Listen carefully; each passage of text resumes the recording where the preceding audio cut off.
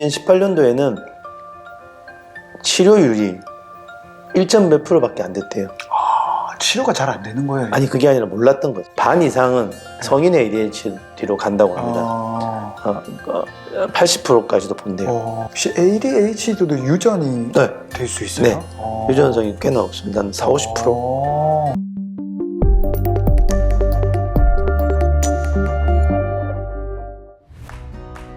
반갑습니다.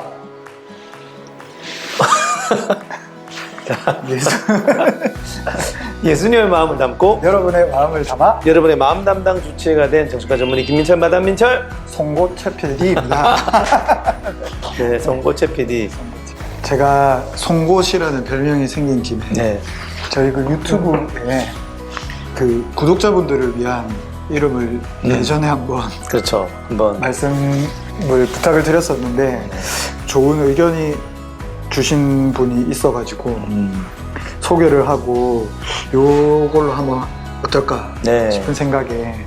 소개를 한번 해보도록 하겠습니다. 네. 미담꾼이라는 구독자 별명을 붙여주셨는데 그 뜻에 대해서 여러 가지로 의미가 너무 좋습니다. 네. 그 마담민철의 방송을 통해 아프고 슬픈 마음이 아름답게 변화되어가는 사람들을 뜻합니다 라고 적어주셨고 누리꾼의 꾼하고 붙인 거네요. 그러니까 그런 의미인 것 같습니다. 알겠습니다. 그리고 이게 미담이라는 게 또 사전적인 의미가 네. 아름다운 사람을 감동시키는 아름다운 이야기잖아요. 와. 그러면 우리 미담꾼들 박수 치시면 이걸로 정할까요? 네, 박수 치신 걸로 김용상 미담꾼님께 미담꾼님께 네, 소정의 상품을 드리나요? 네. 네, 소정의 상품을 꼭 전달해 드리도록 하겠습니다. 감사합니다. 오늘 저는 네. 이야기 나누고 싶은 주제로 성인 ADHD. 성인 ADHD. 네, 성인 ADHD.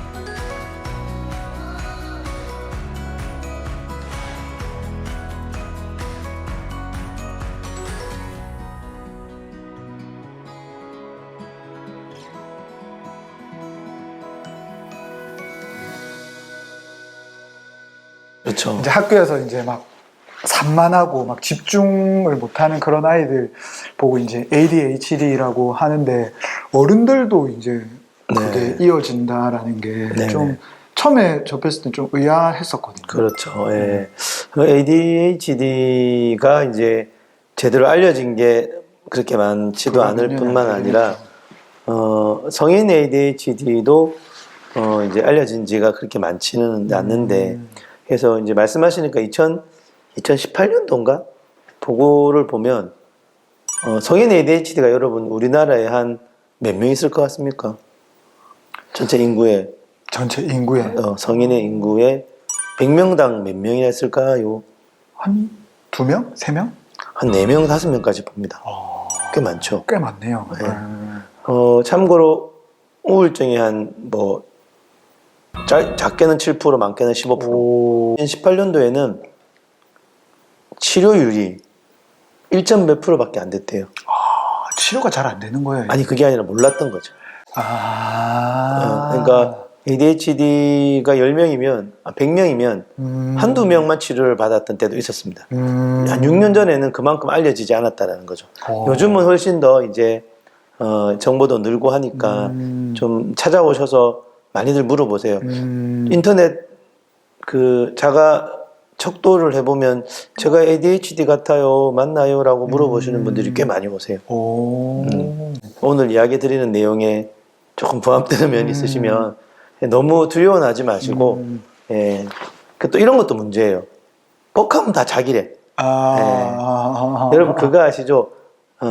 자가로 스스로 이렇게 체크리스트를 통해 보는 거는 좀 정확하진 않는 게요.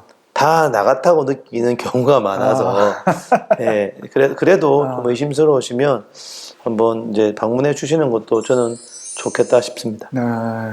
그렇다면 성인 ADHD가 뭔지, 한번 설명 한번 일단 해주시면. ADHD가 약자일 거 아닙니까? 약자라고 들었습니다. A가 영어 나오면 잘 못하는데 A가 attention, attention. 주의력이죠.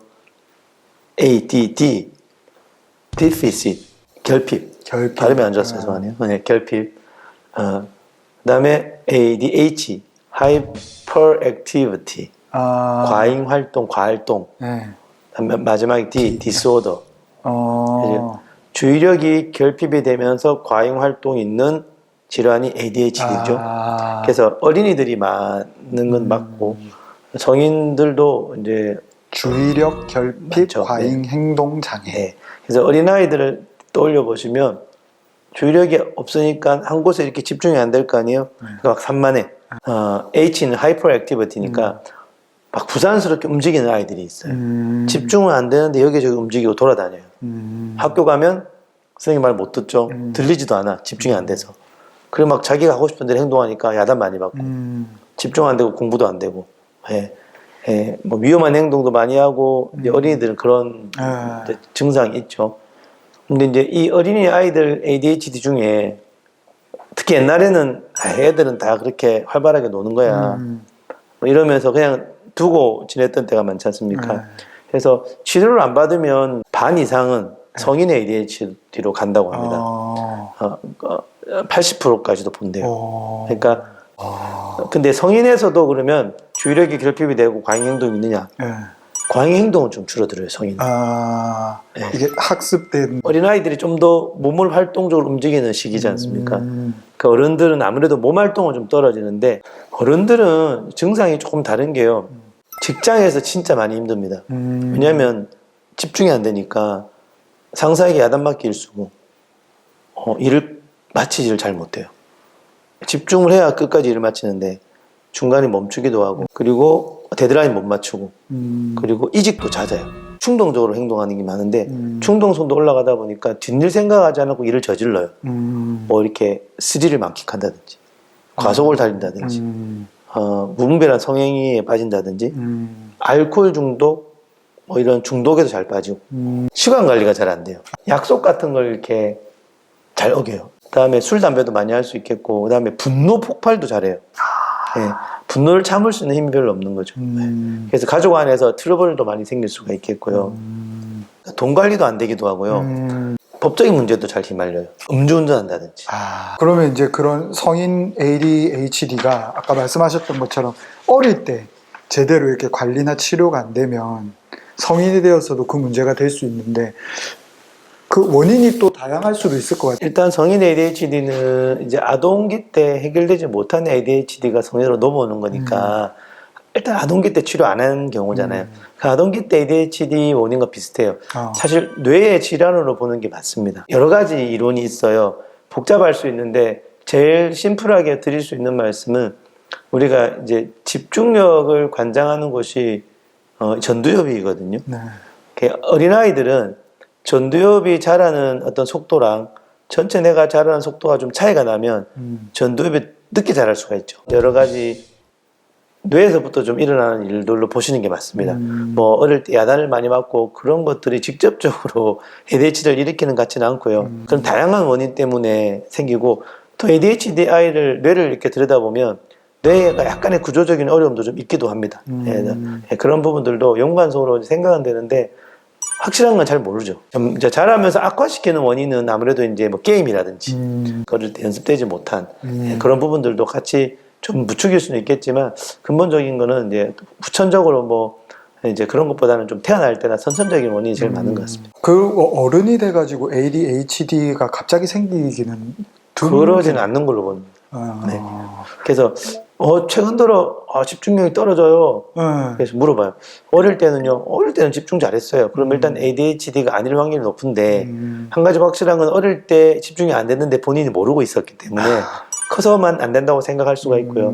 그럴 때는 이제 검사를 해보는 게 맞고 그 다음에 여러분 집중이 안 되는 현상들은 ADHD를 먼저 생각하시면 안 되고요. 스트레스가 가장 많습니다. 성인이 되어서 갑자기 집중이 안 되는 거는 ADHD를 먼저 떠올리시기보다 우울증이나 스트레스나 불안장애나 뭐 잠을 못 잤다든지 과잉 스트레스가 많다든지 그런 걸 먼저 생각해 보시는 게 맞고 저는 이제 학교 다닐 때 보통 이제 성적표에 주의가 산만하나 교우관계가 원만함이라는 게 제일 많이 적힌. 어릴 때 ADHD 아니셨어요? 그 저는 모르고 지나. 네, 모르고 지나가고 좋아지는 분들이 있으니까. 아, 네. 근데 이제 뭐 학교에서는 원래 아이들이 이렇게 활동적이면 산만해 보이니까 그 정도였겠죠. 예. 그러면 이제 어린 아이들은 이제 그런 거를 이제 집중력을 교정 또 치료들을 하는 방법이 있을 거고 또 어른과 아이들의 치료나 그런 과정들이 좀 다른가요? 이제 메이저는 저는 이제 비슷하다고 생각을 하는 게 일단 만 6세가 지나면 이제 약물 치료가 가능하니까 그 전에는 아이들한테 연습을 시키는데 이제 어른들도 약물 치료가 일단 메인으로 하시는 게 맞고요. 이제 ADHD로 인한 2차, 3차적인 어려움이 있잖아요. 예, 그런 부분들에 대해서 연습을 해서 이제 보완할 수 있는 방법들을 할 수는 있어요. 예를 들어 계획을 못하면은 계획할 수 있는 연습을 한다든지 충동성이 있으면 본인이 충동성이 있는 걸 깨닫는 연습을 해서 이게 내 증상으로 인한 충동성이다 라는 것들을 자꾸 객관화할 수 있는 그런 연습들을 통해 조금 잡을 수는 있지만 뇌 자체가 이게 집중이 안 되는 경우이기 때문에 저는 약물 치료를 좀 많이 권합니다. 예, 굳이 원하지 않으면 다른 이제 학습 치료나 인지 치료나 이런 것들도 할 수 있지만 이게 ADHD가 명확하다면 굳이 약물 치료를 늦출 필요가 없지 않을까 저는 그 생각을 하게 되더라고요. 보니까 이 ADHD는 약을 먹으면 80% 이상은 좋아져 버려요.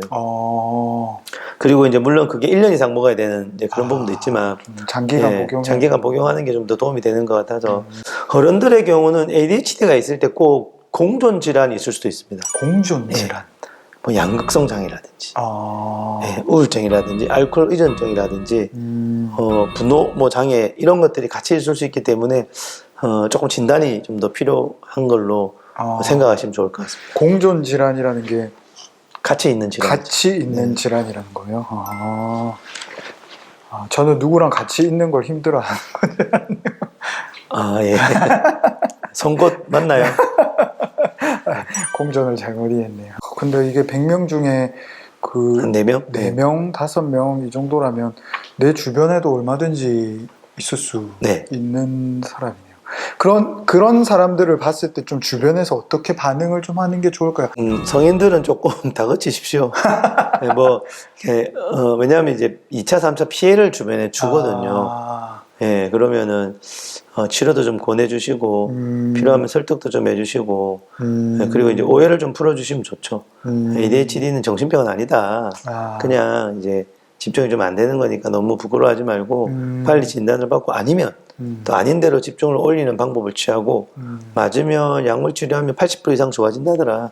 굳이 세월을 낭비해 가면서 병을 가지고 그렇게 힘들어하기보다는 빨리 진단받고 치료하는 쪽으로 가자라고 좀 이야기해 주시면 저는 좋을 것 같아요. 예, 뭐 그렇게 이야기해도 안 되는 분들은 기도가 필요한데. 혹시 이게 만약에 뇌에 어떤 그런 문제 때문에 생기는 거라면 혹시 ADHD도 유전이 될 수 있어요? 네.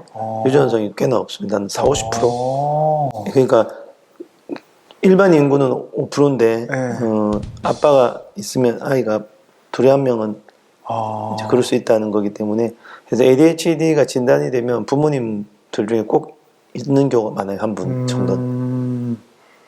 그래서 많이들 걱정하기도 해요. 제가 ADHD인데 우리 아이도 그럴까요? 그러면 이제 어느 정도는 그렇습니다. 아닌 경우도 많은데 그런 이야기를 좀 드리기도 하죠. 그러면 이제 그런 경우에는 좀 빨리 아이에 대한 상태를 확인하고 치료가 되어야 될 거예요. 그러면 만약에 부모 중에 한 분이 ADHD라면 이제 아이가 4~5살부터 약간 저중이 보이거든요. 특히 유치원 어린이집 보내면 남들보다 좀 더 산만하다고라는 피드백이 있으면 뭐 100% 그러진 않지만 한 번쯤 혹시 유전이 된 건 아닐까라고 좀 생각을 해보시면 좀 빨리 데리고 와서 검사도 다 됩니다. ADHD뿐만 아니라 어릴 때 ADHD를 치료 안 하고 성인기까지 가면 성인기 때 이미 자존감도 많이 떨어져 있는 상태가 돼요. 어릴 때 나는 뭘 해도 안 되거든. 그 주변에 자꾸 지적받지, 성과 잘 안 오르지. 그러다 보니까 본인도 본인에 대해 좌절스럽기도 하고 뭔가 나는 저주받은 인생인가? 그렇게 오해하는 분들도 많이 이제 계시긴 했었어요.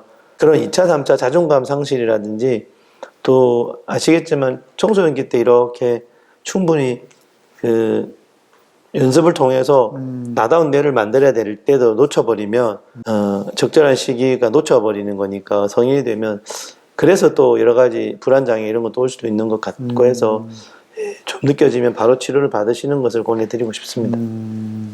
그 1년 정도 복용을 해야 된다고 네네네. 하셨는데 네.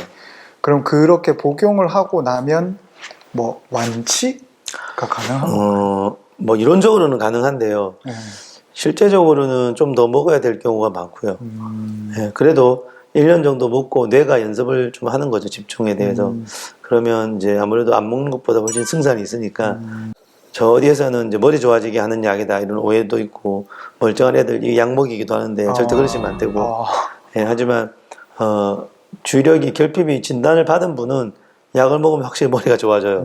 왜냐하면 집중을 하니까 이게 집중이 되면 자기 자원을 충분히 쓸 수 있게 되기 때문에 예, 머리가 좋아지기도 하죠. 예, 그리고 대인관계도 훨씬 이제 맥락도 잡히고 일도 능률도 오르고 예, 그럼 자기 만족도 또 생기고 할 수 있기 때문에 그런 분도 계세요. 이제 성인 ADHD이긴 한데 네. 생활을 비교적 잘하는 분.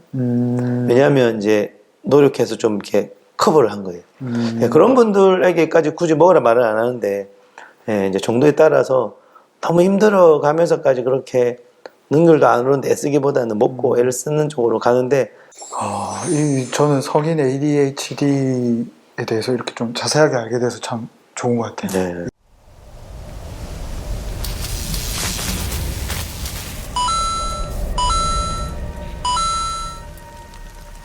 성인 ADHD일까라고 고민하시는 분들 혹시 미담꾼들 중에 계시다면 한번 마담 민철을 찾아오셔서 좋고 가까운 병원을 찾으셔서 진단 한번 받아보시고 또 적절한 치료 방법들을 찾아서 치료하면 또 더 말씀하셨던 네. 것처럼 더 나은 삶을 살아가는 데 도움을 받으실 수 있으니까 네.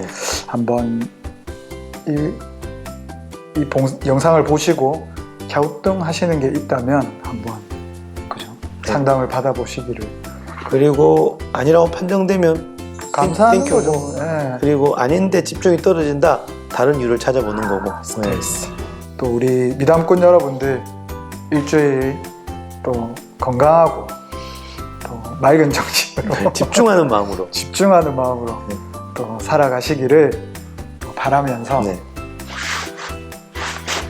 이제 마치면 되죠. 네. 네, 지금까지 여러분 예수님의 마음을 담고 여러분의 마음을 담아 여러분의 마음 담당 주치의가 된 정신과 전문의 김민철, 마담 민철 송곳 최PD였습니다. 다음 주에 뵙겠습니다. 감사합니다. 네. 아우 잠이 오네 이렇게.